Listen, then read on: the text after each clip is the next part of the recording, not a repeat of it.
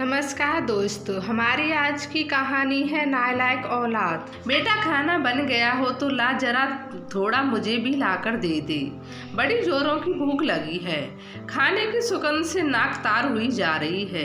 कमल कुमार जी अरमान भरे लहजे में अपने बेटे से कहते हैं। तभी बेटा गुस्से में कहता है, हाँ बन गया बूढ़े, लेकिन अभी तक किसी ने खाया नहीं है। पहले सबको खाने दे, फिर मिलेगा तुझे। हर वक्त जीभ खाने को मांगे जा बुढ़े। यह सुनकर कमल कुमार जी चुप हो जाते हैं, क्योंकि उन्हें खाना सबके खाने के बाद ही दिया जाता। बूढ़ा शरीर खाल हड्डियों पर चिपकी हुई, चेहरा झुर्री से भरा हुआ, एक हाथ ज्यादा काम ना करता था। आंखें अंदर को धस गई थीं। हर वक्त मायूसी चेहरे पर छाई रहती थी। पूरे दिन अकेले अपने खाट पर बैठे हुए इधर से उधर आने जाने वालों को देखते रहते थे। घर में 4 बेटे और 4 बहुएं थे। पोते पोती सब थे, लेकिन कोई पास बैठकर 2 बातें करने के लिए तैयार नहीं था। जब भी किसी से बात करने की कोशिश करते, तभी सब धुतकार देते और कहते कि बूढ़े से क्या बात करें। सब कमल कुमार जी से दूर दूर भागते थे, जैसे कि वो कोई अछूत हो। बुढ़ापा भी कितना दुखदाई होता है। अपने ही बच्चे बुढ़ापे में दूर भागने लगते हैं। एक जमाना ऐसा हुआ करता था जब कमल कुमार जी घर के मुखिया हुआ करते थे। घर में आ जाते तो ऐसा लगता था जैसे कोई शेर आ गया हो, और शेर को देखते ही बकरियां तीतर भीतर हो जाया करती थीं। उनके सामने कोई बोलने वाला नहीं था। उनके बेटे उनके सामने आने से डरते थे, और बहू की तो बात ही नहीं, और उसके मुंह से 2 अल्फाज भी नहीं निकल पाते थे। उनका फैसला अटल होता था, जैसे पत्थर पर कोई लकीर खींच दी हो। किसी को भी उनके फैसले के खिलाफ जाने की हिम्मत नहीं होती थी। उनके 4 बेटे थे, राकेश, दिनेश, गोपाल और संजय। उनकी कोई बेटी नहीं थी। 4 बच्चों की उन्होंने शादी कर दी थी। घर में बहुएं आई, पोता पोती हुए। उनका अब एक बड़ा कुनबा हो चुका था। धीरे धीरे वक्त गुजरता गया और उन्होंने सब काम धंधा अपने बच्चों के हाथ में सौंप दिया। लेकिन जमीन और घर अभी भी उन्हीं के नाम पर था। फिर उनकी पत्नी ने भी उनके साथ छोड़ दिया और वो अकेले रह गई। वक्त गुजर रहा था, और वक्त के गुजरने के साथ साथ ही वो कमजोर होते जा रहे थे, और उनके बच्चे उन पर हावी होते जा रहे थे। जब तक पत्नी थी तब तक तो सब कुछ ठीक था, पर धीरे धीरे बच्चों ने रंग दिखाना शुरू कर दिया। अब उनका कमरा भी उनका ना रहा था। उनका पलंग भी अब बरामदे में डाल दिया गया था। ना खाना भी अब सबके खाने के बाद ही उन्हें दिया जाता था, और वह किसी को कुछ नहीं कहते थे।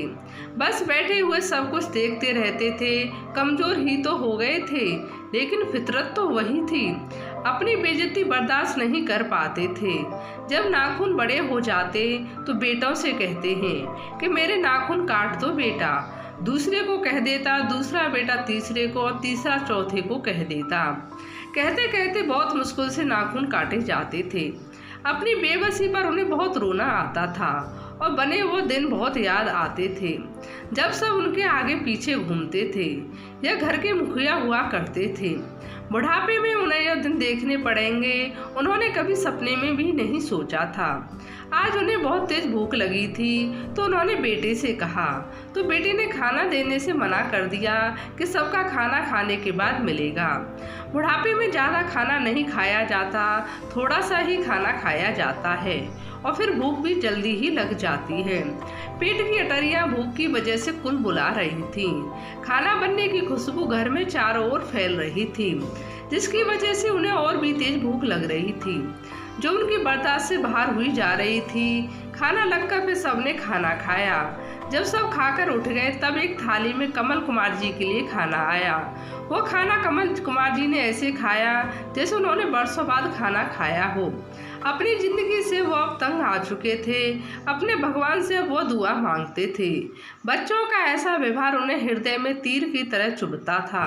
उनका हृदय छलनी छलनी हो गया था। एक दिन उनके घर एक आदमी आता है। वह आदमी उनके बड़े बेटे राकेश से कहता है, मेरा नाम सुजीत है। मैंने सुना है कि आपके यहाँ एक बहुत अच्छी भैंस है जो बहुत ज़्यादा दूध देती है, और आप उसे बेचना चाहते हैं। मैं उसे खरीदने के लिए आया हूँ। मेरा दूध का कारोबार है, मैं उसकी मुँह मांगी कीमत दूंगा। राकेश कहता है, हाँ, हमारे पास एक बहुत बढ़िया भैंस है, लेकिन हम उसे भैंस को बेचना नहीं चाहते। आपने गलत सुना है कि हम अपनी भैंस बेचना चाहते हैं। मैं उसकी मुंह मांगी कीमत दूंगा, सुजीत कहने लगता है। राकेश कहता है, आप समझ नहीं रहे हो कि मैंने क्या कहा है। हमें अपनी भैंस नहीं बेचनी है।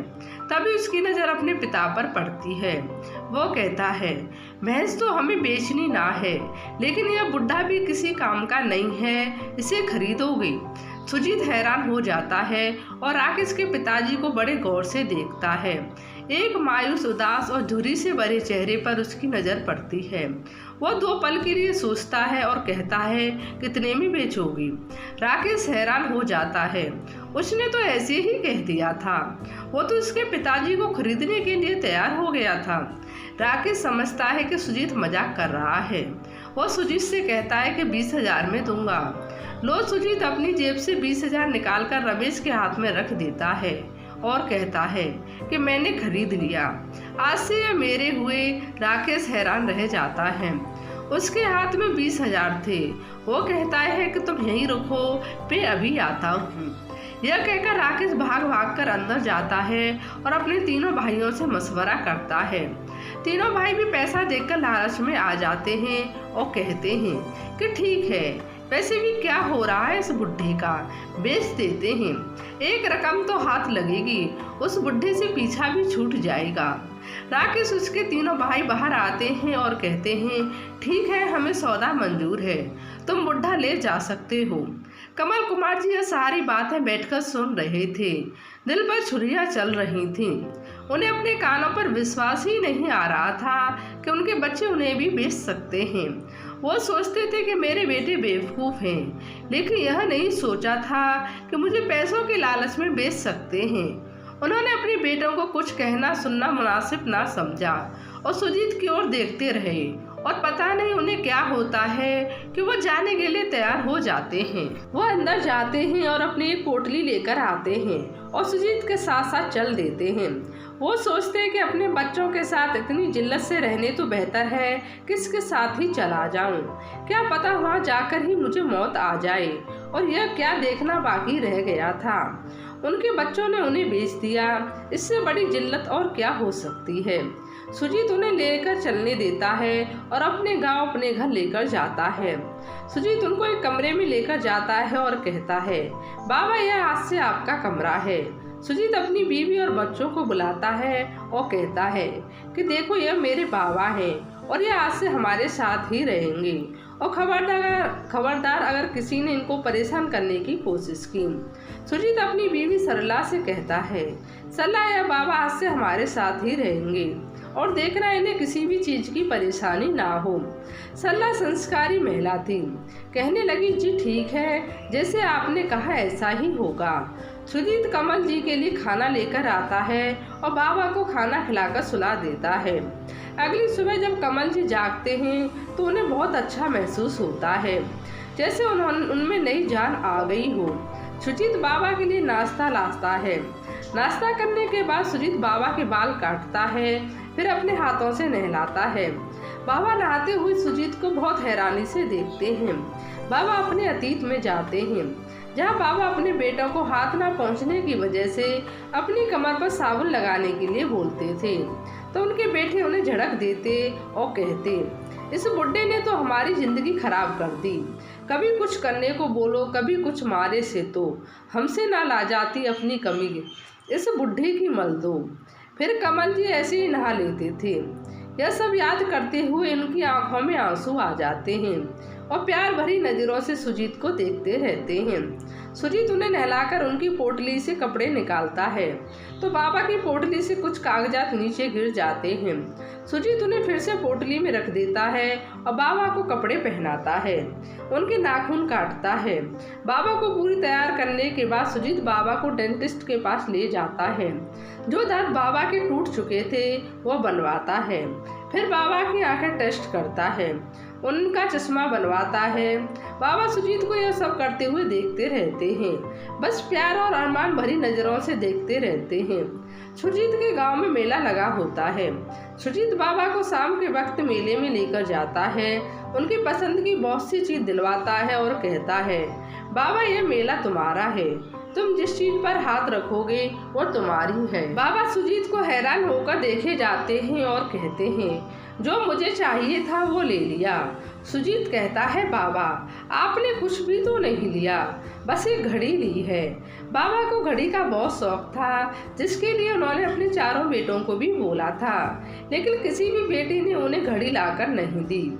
इसलिए आज उन्होंने मेले में से घड़ी ले ली और अपने हाथ में पहन ली। सुजीत और बाबा कुछ देर मेले में घूमने के बाद फिर चैट करते हैं। बाबा का मन हिंडोलों में बैठने का था, लेकिन शर्म के कारण बोल नहीं पाए। लेकिन सुजीत उनके मन की बात जान चुका था। जिस तरह से वो हिंडोलों को देखे जा रहे थे, सुजीत ने बाबा को हिंडोलों में झुलाया। बाबा बहुत हंसे और हंसते हंसते रोने लगे। हिंडोले में झूलने के बाद बाबा और सुजीत घर आ जाते हैं। सुजीत की पत्नी और सुजीत को खाने के लिए पूछती है, तो बाबा मना कर देते हैं कि मेरा तो पेट भरा हुआ है, मैं खाना नहीं खाऊंगा। सुजीत बाबा को उनके कमरे में लिटाकर आ जाता है और उनके लिए खाने की थाली ले जाकर रख देता है और कहता है, बाबा यह रहा आपका खाना, रात में भूख लगे तो खा लेना। बाबा बोलते हैं, ठीक है बेटा, तुम रख दो, भूख लगेगी तो खा लूँगा। सुजीत अपने कमरे में चला जाता है। कमल जी को यह सब एक सपने की तरह लग रहा था। वो सोचते हैं कि अपने घर में मेरी क्या औकात थी और यहाँ इतनी इज्जत है। मैं हर पल मौत की दुआएं करता रहता था, लेकिन मेरी जिंदगी में ऐसा मोड़ भी आएगा यह तो मैंने सोचा भी ना था। अब मैं और जीना चाहता हूँ, इस परिवार ने मुझे इज्जत दी है, मैं इनका हमेशा आभारी रहूँगा। तभी सुजीत वहाँ आता है और कहता है, बाबा आपने खाना नहीं खाया, बाबा खा लीजिए, कमजोरी आएगी। नहीं तो बाबा कहते हैं, बेटा तुम इतनी फिक्र क्यों करते हो, मुझे भूख ही नहीं है तो मैं खा लेता। सुजीत बाबा के हाथ पकड़कर बाबा के बिस्तर पर ही बैठ जाता है और बाबा के हाथ पकड़े रहता है और कहता है, बाबा आप हमेशा खुश रहो, बस तो मैं भी खुश रहूँगा। बाबा बेटा तुम्हारे होते हुए मुझे हो भी क्या हो सकता है, लेकिन बेटा एक बात तुमसे पूछ जवाब दोगे? सुजीत बोला, बाबा जरूर पूछिए। बाबा बेटा जब मेरे बेटों ने मेरी कीमत लगाई, मुझे बेचने की बात बोली, तो तुम मुझे लेने के लिए क्यों तैयार हुए? मुझे अपने साथ लाकर अपने घर में रखना, इतना प्यार क्यों दे रहे हो?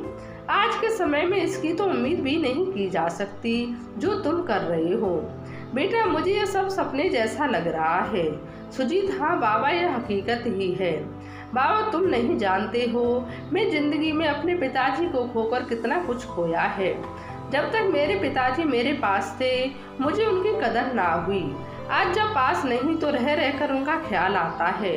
जब आपके बेटे ने आपकी कीमत लगाई तो उसमें मैं खुद को पाया और अपने पिताजी को। मेरे पिताजी बहुत इज्जतदार व्यक्ति थे, लेकिन मैंने अपने पिताजी को कभी इज्जत ना दी। हर पल उन्हें कोसता रहता था, हर पल उन्हें ताना मारता, हर पल उन्हें जलील करता और कभी कभी हाथ भी उठा देता था। सुजीत रोते रोते बोलता जा रहा था। बाबा सब बातें सुनते रहते हैं। फिर सुजीत कहता है, बाबा मेरी ही लापरवाही से मैंने अपने पिताजी को खो दिया। एक रात पिताजी को खांसी इतनी ज़्यादा थी कि मुझे सोने में परेशानी हो रही थी। मुझे गुस्सा आया तो मैं बाबा को कहीं नींद की गोली एक साथ दे दी ताकि सो जाएं अच्छे से। लेकिन मैं यह नहीं जानता था कि मेरे पिताजी ऐसे सोएंगे, कभी उठ ही नहीं पाएंगे।